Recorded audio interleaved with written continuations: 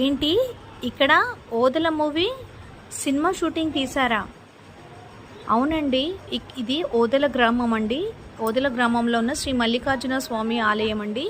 ఈ నందీశ్వరుడు ఓదెల సినిమాలో చూపిస్తారు కదండి. లాస్ట్ క్లైమాక్స్లో ఈ నందీశ్వరుడు లేచి వస్తారు.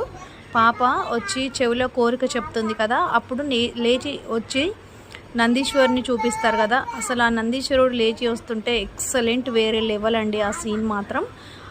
ఈ సినిమా వచ్చేసి ఓదెల గ్రామంలో సినిమా షూటింగ్ తీశారు. ఓదెల మూవీ 1 కంప్లీట్ అయింది అండ్ ఓదెల మూవీ 2 కూడా తీశారు.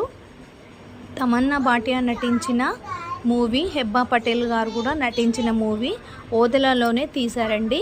ఈ మూవీకి ఉన్న చాలా ప్రత్యేకమైన రహస్యాలు ఏంటి, విశేషాలు ఏంటని నా ఫుల్ వీడియోలో చూపించానండి. ఎవరైనా చూడాలి అనుకుంటే కనుక నా యూట్యూబ్ వీడియోలో ఫుల్ వీడియో పెట్టాను. సో మీరు వెళ్ళి నా యూట్యూబ్ వీడియోలో చూడండి. మంచి